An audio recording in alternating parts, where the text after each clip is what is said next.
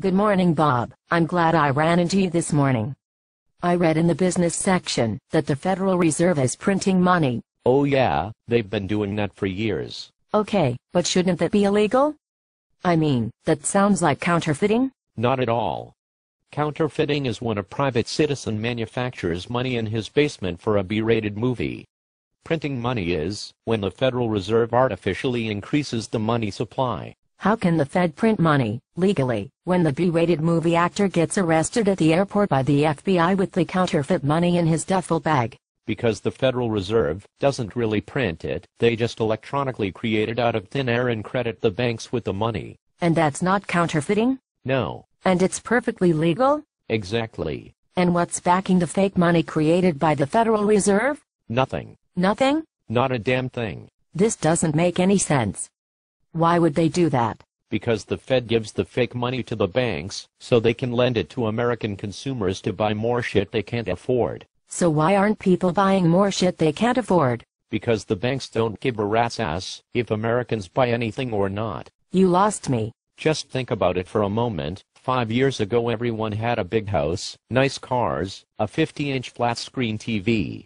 And no damn money. It's a beautiful country. And all those mortgages and car notes and credit card debts were used as collateral for bonds. That's dumb. No, dumb is when you bought a $600,000 house on a $70,000 income. I only paid $550. Oh, that changes everything, except the fact that you still lost your house. Condo. In any event, all that debt was used as collateral for 38% of the bond market. The bonds were referred to as asset-backed securities and the banks made up the prices of these bonds themselves. If I understand you correctly, the banks lent me money to buy the house I couldn't afford, and used the mortgage I couldn't pay to collateralize bonds they sold to unsuspecting investors. Yes. Then the banks made up the price themselves. Yes. Okay, but what about the free markets? Free markets are only important when politicians want to pass pro-business legislation, not when businesses need the government's help. So when people didn't pay their mortgages, the bonds on the balance sheets of the banks weren't worth jack shit and the banks claimed the money they would have otherwise lent to consumers went up in smoke. I don't see the connection. Well, the Fed thought that if the banks couldn't lend anyone money, the economy would collapse. But what does any of this have to do with printing money? The Federal Reserve used the electronically created money and bought the asset-backed securities that weren't worth jack shit in the free markets because the banks needed liquid assets to lend to consumers. To buy more shit they couldn't afford. Which is why they didn't lend it to them. What? The Federal Reserve gave the banks fake money in exchange for the asset-backed securities, but instead of lending the money to consumers, they used the proceeds to invest in the stock market. That's straight up gangster. And that's why the stock market has been going up. When the Fed creates currency out of thin air, the value of the dollar goes down, and if you look at a chart of the value of the dollar and the stock market, you'll see that they move in the opposite direction. As one goes up, the other goes down. Run it by me again. The banks take the fake dollars that increases the money supply, and correspondingly reduces the value of the dollar. Then they use that money to buy stocks. As the demand for stocks goes up, so do the prices. And that's printing money. It used to be referred to as printing money, but now they call it quantitative easing. As in get a bottle of wine and some Barry White music. No, as in the Fed buys the toxic assets off the balance sheets of the banks like we just discussed. Why can't they say printing money? Because the American public figured out that printing money was a bad thing, began to dress up in silly George Washington costumes and demand fiscal responsibility. Go on. Then the financial industry came up with another catchy slogan, because investors pay more attention to the private life of Tiger Woods than they do their portfolios.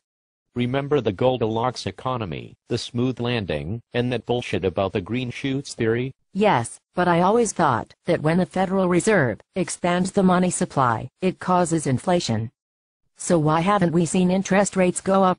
Because the Federal Reserve also lends the banks more fake money that isn't backed by anything of value at 0.25%. And let me guess. The banks instead lend the same money back to the broke-ass government by purchasing treasury bonds that pay 3%. Nobody's that stupid. Studies show that 1/5 of Americans can't locate the United States on a map. That's an anomaly. But That's 20% of the population who don't know where the hell they live. What does that have to do with the Federal Reserve lending money to the banks, that the banks in turn use to buy treasury bonds? Well, it seems the government owes $13.5 trillion and has a $1.5 trillion budget deficit. And you talk about my bad financial decisions? You can't print money. You can't grow facial hair. So the government borrows money by selling bonds to China and Japan, but foreign countries are beginning to realize we can't pay it back.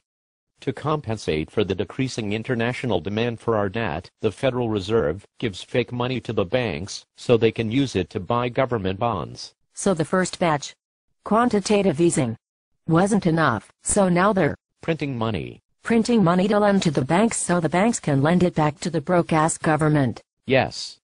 You see, the government has to refinance 36% of its debt in 2010. And Bernie Madoff is in jail because? And 60% of the debt will mature over the next 3 years. Why does this sound familiar? Essentially, this is the adjustable rate mortgage crisis on steroids, because more than half of the United States obligations come due by the end of 2013, and right now the government pays 1.25% on that debt, which will probably be refinanced at higher rates. No, this sounds more like money laundering.